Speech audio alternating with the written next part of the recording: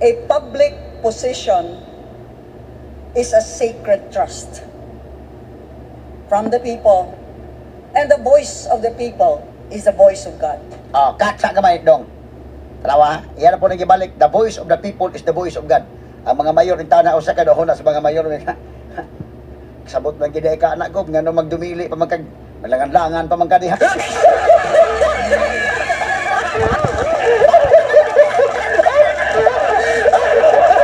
Di na ka manager sa Cebu Province. Ikaw ang pa magbutbuot na usaon mo ng kwartas Kapitolyo. Lindak na ka, ha? Napagka-gobernador.